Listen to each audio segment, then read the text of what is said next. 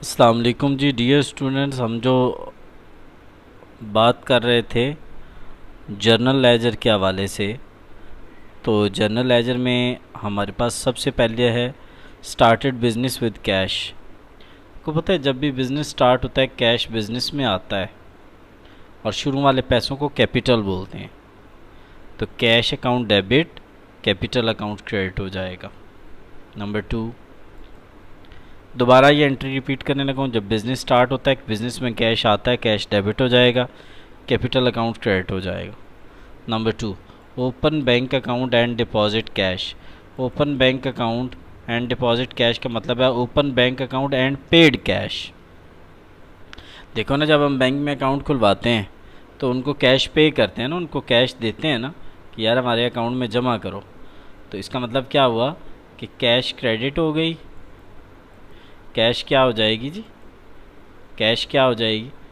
Open a bank account and deposit cash and deposit cash.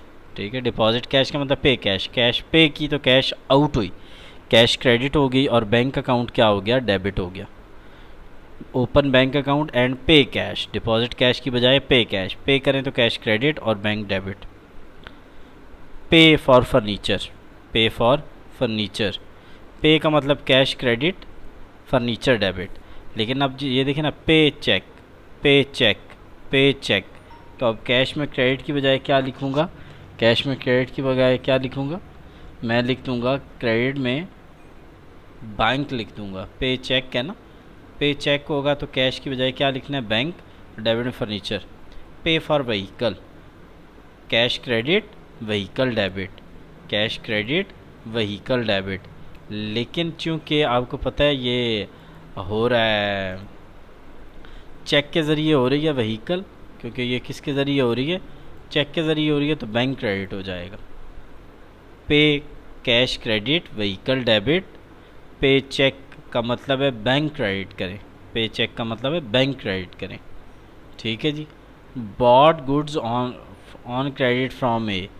Bot का मतलब purchase is debit, और नाम और क्रेडिट में याद रखिएगा नाम आएगा। नाम और क्रेडिट में से क्या आता है? नाम आता है। बॉट गुड्स का मतलब परचेज इज डेबिट और नाम और क्रेडिट में नाम लिख दिया। सोल्ड, सेल्स क्रेडिट, और सोल्ड कैसे? कैश, कैश आया। जब सेल करते हैं कैश आता है, कैश डेबिट हो जाएगा। ठीक है जी। Purchase goods for cash, purchase is debit, cash credit. Return goods, return को करना बड़ा आसान है। परचेज गुड्स मैंने क्या बताया? परचेज इज डेबिट और कैश क्रेडिट। अच्छा, रिटर्न गुड्स, तो रिटर्न गुड्स मैंने आपको बताया था कि जो ओरिजिनल एंट्री, रिटर्न किसको किए? ए को। रिटर्न गुड्स किसको की? ए को। ए की ओरिजिनल एंट्री लें, उसको उल्ट करें, साथ रिटर्न लगा दें। ए की ओरिजिनल एंट्री लें, उसको उल्ट करें और साथ रिटर्न लगा दें। यानी मैंने आपको बड़ा आसान सा तरीका बताया है रिटर्न की एंट्री करने का, कि आप दे देखें ना, रिटर्न गुड्स टू ए है, तो ए की ओरिजिनल एंट्री ढूंढी तो वो ये मिल गई, तो वो ये है परचेज। लकीली इसके ऊपर आ रही है ना, purchases goods to A credit, A credit हुआ हुआ है, तो हम परचेजेज को क्रेडिट करके साथ रिटर्न लगा देंगे और साथ ऊपर डेबिट में ए अकाउंट लिख देंगे।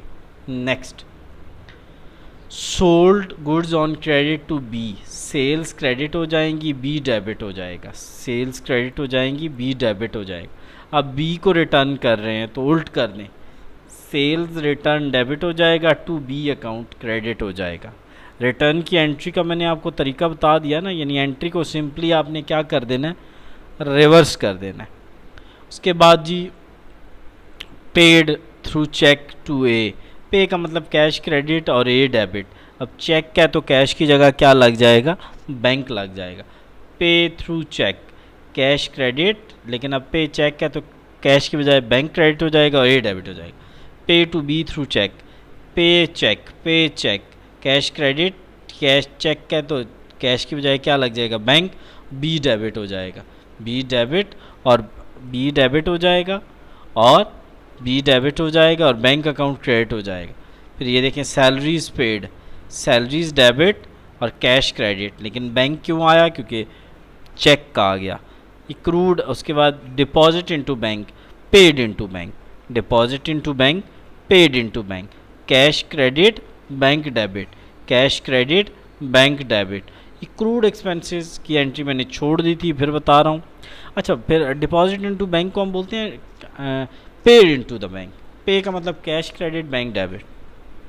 एक्रूड एक्सपेंसेस और लाइबिलिटी होती है क्रेडिट में लिखेंगे, और एक्सपेंसेस अकाउंट डेबिट में लिख देंगे। इनके सामने अमाउंट्स लिख दीजिएगा, मैंने छोड़ दिए हैं।